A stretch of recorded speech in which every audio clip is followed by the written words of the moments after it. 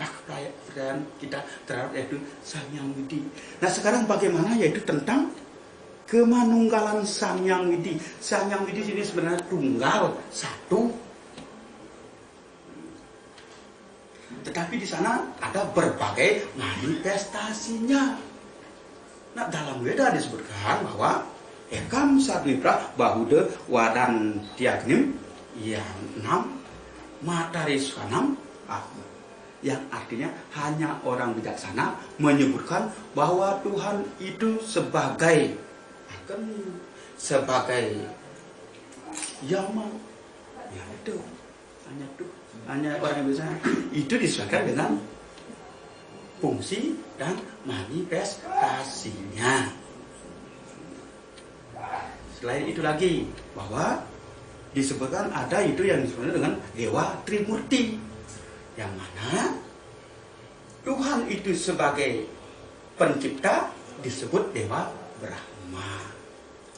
Tuhan itu sebagai pemelihara disebutlah diberikan nama Dewa, yaitu Dewa Wisnu. Dan Tuhan itu sebagai pelebur diberikan sebutan sebagai Dewa Siwa. Tuh, padahal itu adalah satu anak tunggal. Sang Hyang Widi itu satu, tapi mengambil manifestasinya atau fungsi yang berbeda-beda, maka disebutlah dengan nama yang berbeda-beda. Nah, hal ini tak ubahnya seperti Bapak, mohon maaf, sekarang Bapak sebagai contoh ya. Nah, Bapak sebagai contoh, di mana dalam keadaan sekarang ini Bapak berdiri di depan kelas, memberikan pelajaran pada anak-anak, Bapak ini sekarang, maka anak-anak atau orang lain memanggil Bapak sebagai Bapak Guru, kan gitu, Bapak Guru sekarang.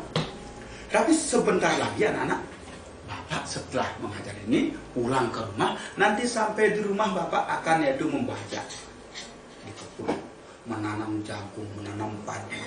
Tapi orang memanggil Bapak pada saat itu tak mungkin dipanggil sebagai Bapak Guru. Tapi panggilan untuk Bapak pada saat itu adalah Bapak Tani, petani Bapak dipanggil. Demikianlah keberadaan Tuhan. Kembali pada saat menciptakan dipanggil sebagai Dewa Brahma. Pada saat memelihara diberi nama Dewa Wisnu. Pada saat melebur diberi nama Dewa Siwa. Kembali ke Bapak, mohon maaf saya contoh ini. Nah, saat nanti malam Bapak pergi ke laut, mengambil perahu sebagai alat berlayar untuk menangkap ikan. Apakah Bapak masih dipanggil Pak Tani atau Pak Guru? Jelas tidak, ya kan? Bapak itu dipanggil sebagai Bapak Nelayan. Demikianlah keberadaan saya di Bapak ini hanya satu. Padahal pada saat mengambil tugas dan fungsi yang berbeda-beda, atau Bapak ini mengambil pekerjaan yang berbeda-beda, berbedalah panggilannya. Demikianlah keberadaan Sang Hyang Widi menunggal atau tunggal. Sang Hyang Widi hanya satu. Itu yang kita yakini. Nah, demikianlah yaitu keberadaan Sang Hyang Widi tunggal. Kembali Bapak katakan, kalau Sang Hyang Widi berkuasa menguasai daerah utara, maka Sang Hyang Widi itu diberi gelar atau sebutan sebagai Dewa Wisnu. Pada saat Sang Hyang Widi menguasai daerah timur, maka beliau diberi sebutan itu sebagai Dewa Iswara. Pada saat Sang Hyang Widi menguasai daerah selatan, maka Sang Hyang Widi diberi sebutan sebagai Dewa Brahma. Dan begitu juga Sang Hyang Widi pada saat menguasai daerah barat, diberi sebutannya sebagai Dewa Mahadewa. Dan pada saat menguasai daerah tengah, Sang Hyang Widi diberi sebutan sebagai Dewa Siwa. Demikianlah keberadaan itu tunggalnya Sang Hyang Widi, padahal itu artinya satu, tapi dia mengambil manifestasi, mengambil fungsi yang berbeda-beda, maka disebutlah dengan banyak nama. Ya demikianlah anak-anak tentang yaitu Widi Dadul atau Widi Srade, itu keyakinan terhadap adanya itu Sang Hyang Widi. Nah sekarang kita akan lanjutkan ke bagian yang kedua, bagian dari Pancasrada yang kedua, yang disebut dengan Atme Tatwe atau Atme Srade. yaitu keyakinan terhadap adanya atma yang menghidupi makhluk hidup. Jadi kita yakini kalau tanpa ada atma yang menghidupi makhluk hidup, tak mungkin makhluk hidup ini bisa hidup. Jadi atma itu berasal dari Sang Yang Widi, dari Brahman asalnya, yang merupakan percikan terkecil dari Brahman yang menghidupi makhluk hidup. Nah, apabila makhluk hidup ini sudah rusak, maka akan tidak ada atmanya lagi, dia akan menjadi meninggal atau mati.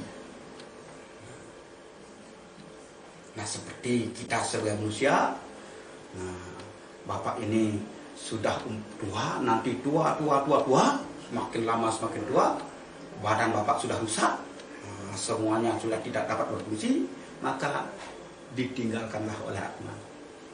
Atma itu akan meninggalkan kita menjadi mati.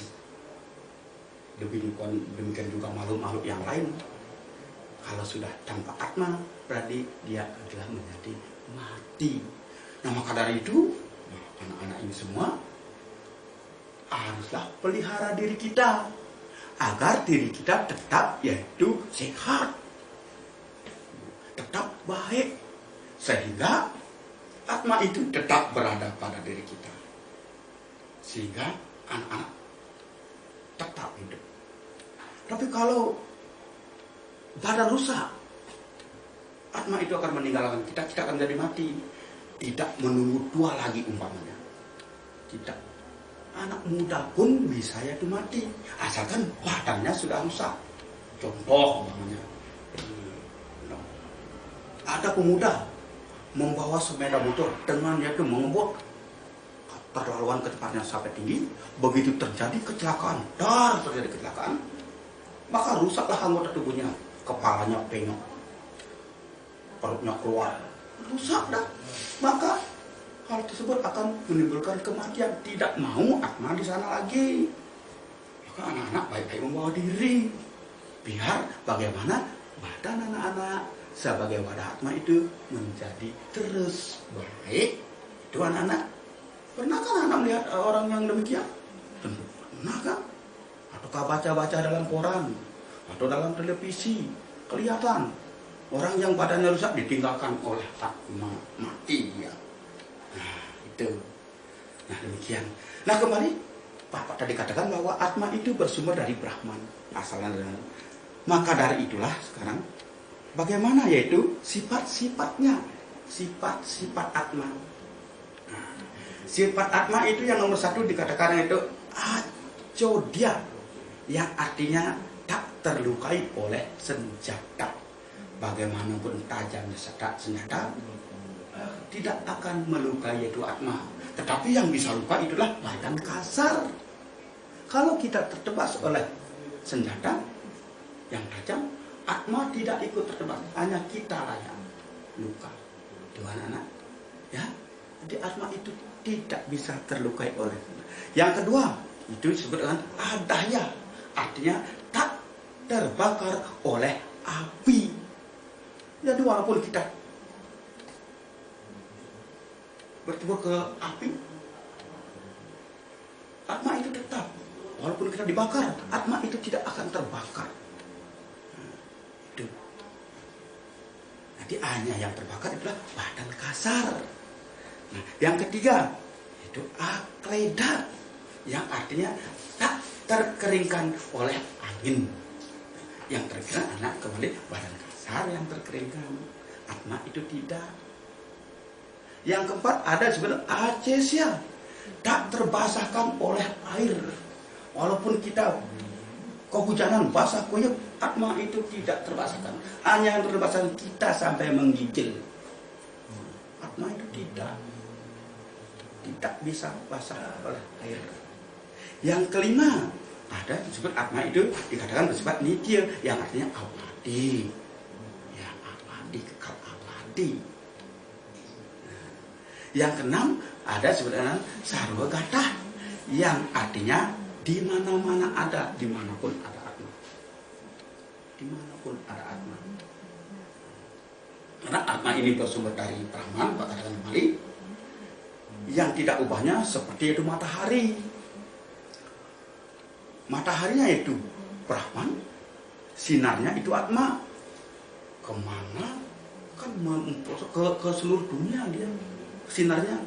Itulah yaitu Atma kalau Bapak umpamakan, yang masuk ke dalam makhluk hidup. Jadi antara sinar matahari dengan sinarnya itu tidak bisa dipisahkan. Sehingga di sini sarwagata itu artinya di mana-mana ada. Nah, mana-mana ada seperti sinar matahari ini. Yang nomor 7 ada disebut dengan setanu. Artinya tak berpindah-pindah, diam dia. Tidak berpindah dari makhluk satu ke makhluk lain, tidak. Dia tidak berpindah-pindah. Nah, yang bergerak indra makhluknya, badan kasarnya yang bergerak. Yang nomor 8 disebut acala. Yang acala artinya tak bergerak. Nah, acala tak bergerak, diam dia, tidak bergerak. Yang bergerak badan kasar yang bergerak. Yang nomor 9 ada sanatana, yang artinya selalu sama. Atma-atma ini sama. Antara atma bapak dengan atma anak-anak ini sama. Begitu juga dengan atma-atma yang lain, makhluk-makhluk lain. Karena apa? Sumbernya asalnya ada dari Brahman, itu sama. Nah, yang nomor 10 ada awaktu, yang artinya tak dilahirkan. Tidak ada yang melahirkan atma. Tapi sumbernya dari Brahma, itu sumber, bukan Brahma yang melahirkan. Kembali seperti Bapak katakan, seperti sinar dengan matahari. Sinar ini sumbernya dari matahari. Dan anak, ya. Nah sekarang nomor 11 ada ya acinca, yang artinya tak terpikirkan. Bagaimana kita memikirkan atma? Seperti apa dia? Tak bisa terpikirkan. Tak bisa terpikirkan. Tapi itu memang benar-benar ada. Kalau ada kita tak bisa hidup. Kita tak mampu memikirkannya. Nah, yang nomor 12 awikara, yaitu tak berubah, sempurna, tidak laki, tidak perempuan. Nah, sini Atma tidak berjenis kelamin. Tidak laki, tidak perempuan. Hanya yang berjenis kelamin itu adalah badan kasarnya, seperti bapak dengan anak. Kan gitu. Nah, gitulah yaitu keterangan tentang kepercayaan terhadap adanya Atma yang betul-betul kita percayai memang demikian adanya. Ya. Nah, sekarang lanjut. Bagaimana yaitu keyakinan kita yang nomor 3 yang disebut dengan karma pala tato atau karma pala srada, yaitu keyakinan terhadap kebenaran adanya hukum sebab akibat atau hasil dari perbuatan. Nah, jadi dalam kehidupan kita ini kita yaitu sebenarnya harus yaitu berbuat, dan perbuatan itu nanti akan pasti ada hasilnya. Nah, hasil dari perbuatan itu tergantung dari perbuatan, yang mana perbuatan itu dapat dibedakan menjadi 2, yaitu perbuatan baik dan perbuatan buruk. Perbuatan baik disebut subha karma, perbuatan buruk disebut asubha karma. Nah, hasil dari perbuatan itu juga demikian. Ada hasilnya baik, ada hasilnya buruk. Kalau perbuatannya yang baik, maka menghasilkan hasil yang baik. Kalau perbuatannya buruk, akan menghasilkan hasil yang buruk. Maka tidak salah orang tua mengatakan, jagung kita tanam, jagung hasilnya. Padi yang kita tanam, padi hasilnya. Pisang yang kita tanam, pisang hasilnya. Apapun yang kita perbuat, demikianlah hasilnya. Ale ginawe, ale pinage. Ayu ginawe, ayu dinemu. Nah, baik perbuatan kita akan menimbulkan hasil yang baik. Kalau jelek perbuatan kita akan menimbulkan hasil yang jelek. Nah, karma pala ini sangat berpengaruh sekali terhadap yaitu kehidupan kita. Nah, di mana nantinya kita hidup ini tergantung pada yaitu karma pala. Yang mana karma pala itu dibedakan menjadi 3, yaitu 1 sancita karma pala. Sancita karma pala ini adalah hasil perbuatan yang tidak habis dinikmati pada kehidupan terdahulu sehingga dinikmati pada kehidupan sekarang. Jadi pada masa hidup kita terdahulu, sebelum kita hidup sekarang, ada kehidupan yang terdahulu. Pada waktu itu kita tidak habis menikmati perbuatan-perbuatan kita, baik yang baik maupun yang buruk. Sehingga hasilnya itu akan dinikmati di kehidupan sekarang ini. Coba anak-anak tanya temanmu. Coba anak-anak perhatikan di masyarakat. Pernahkah anak-anak menemukan orang yang sama? Termasuk di kelas kamu ini, adakah yang sama? Kan tidak ada. Apa itu penyebabkan? Inilah penyebabnya yang disebut dengan sancita karma pala, yaitu menikmati hasil perbuatan yang terdahulu dinikmati sekarang, sehingga kehidupan kita berbeda-beda, baik dari segi wajah, baik dari segi ekonomi, dan lain sebagainya. Kalau dulu suka mengejek, mungkin sekarang wajahnya lahir bodoh. Itu umpamanya kan. Kalau dulu dalam kehidupan dulu rajin sekali bercocok tanam, bekerja apapun rajin, belum habis menikmati hasilnya pada saat itu, sehingga sekarang lahir di tempat yang kaya dengan kekayaan yang berlimpah. Makanya jangan heran anak-anak begitu melihat masyarakat tidak bekerja tapi kaya. Itu adalah menikmati hasil perbuatan yang terdahulu. Nah, di samping itu juga ada juga orang yaitu bekerja sampai dari pagi sampai malam, dan juga hidupnya pas-pasan. Kembali, itu adalah sancita karma pala, menikmati hasil yang terdahulu. Nah, sekarang dilanjutkan ke yang nomor 2, yaitu prarabdha karma pala.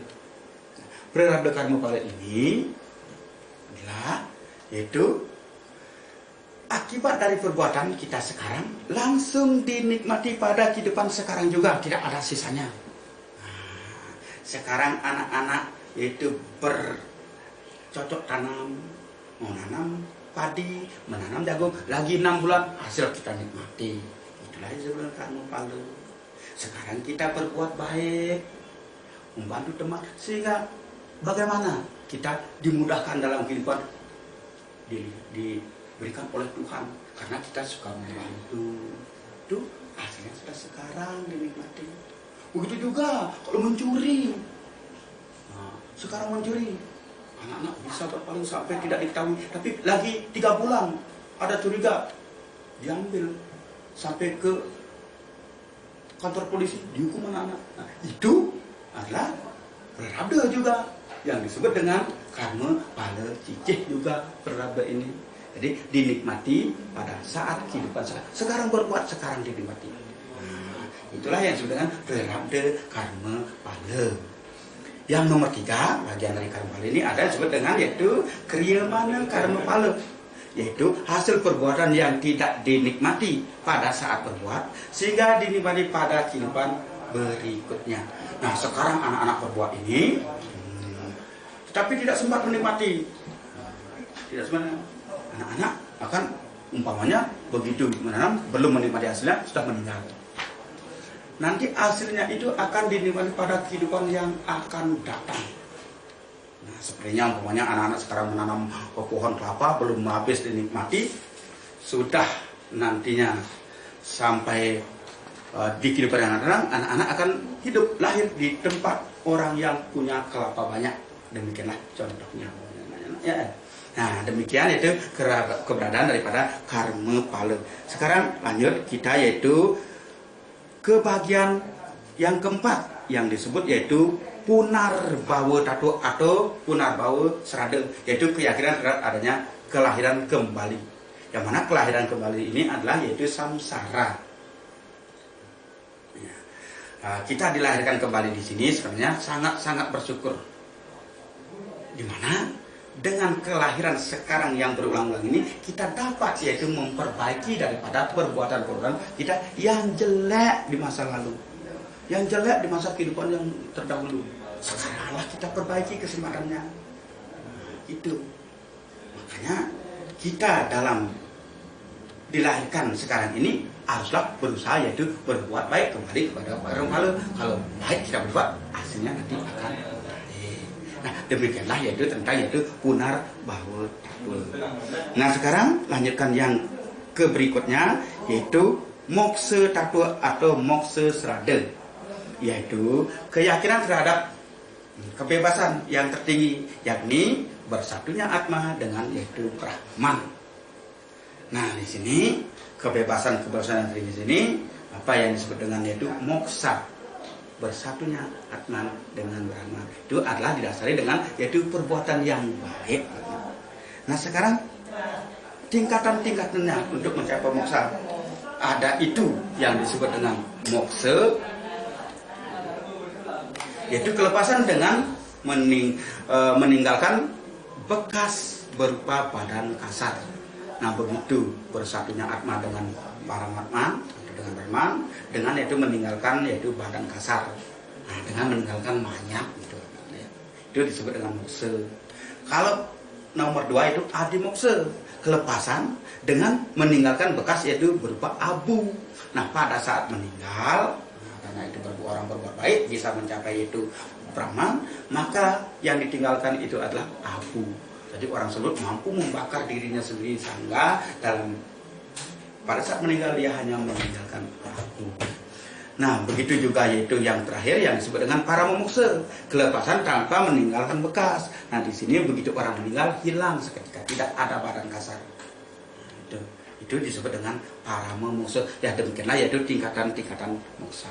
Tapi moksa ini juga bisa dicapai semasih hidup, yang disebut dengan yaitu jiwa mukti. Jadi kebahagiaan semasih hidup ini disebut dengan yaitu jiwa mukti. Pelepasan yang semasih hidup disebut dengan jiwa mukti. Ya, yang disebut pelepasan tidak lagi terikat dengan adanya duniawi, tidak memikirkan kekayaan, tidak memikirkan kemiskinan, tidak terpengaruh terhadap apapun yang ada di dunia. Itulah yang disebut dengan kelepasan.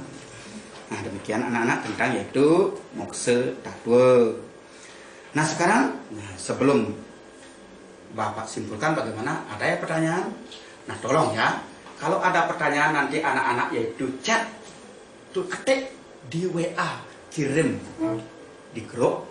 Setelah kirim di grup, Bapak sarankan anak-anak yang lain silakan anak menanggapi, menjawab pertanyaan-pertanyaan tersebut.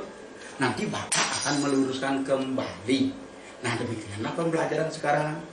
Karena mohon maaf tidak bisa bertatap muka Bapak dengan anak-anak, tentunya dengan yaitu menggunakan WA. Nah, kalau tidak ada pertanyaan sekarang, nah sekarang Bapak yaitu mari kita simpulkan bersama-sama ya, bahwa Pancasrada adalah 5 dasar keyakinan umat Hindu. Sudah tadi keterangannya. Dasar keyakinan. Nah, bagian-bagian dari Pancasrada adalah Brahma, Atma, Karma Pala, dan Punarbawa dan Moksa. Itulah bagian-bagian daripada Pancasrada. Nah, dengan demikian sekarang biar anak-anak nanti terus belajar tentang Pancasrada sesuai dengan buku yang sudah diberikan. Sekarang Bapak akan kirimkan nanti itu pertanyaan-pertanyaan lewat doa, itu dengan mengisi titik-titik. Yang mana soal ini nanti anak-anak itu ambilkan buku tulis jawabannya saja, langsung kirim ke WA. Nah, sekian dulu dari Bapak.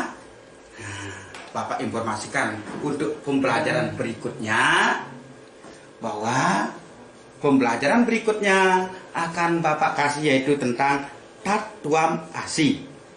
Nah, untuk hari ini Bapak akhiri dengan yaitu Paramesanti. Mari ambil sikap anak-anak. Paramesanti, mulai. Om Santi Santi Santi Om. Ya, terima kasih.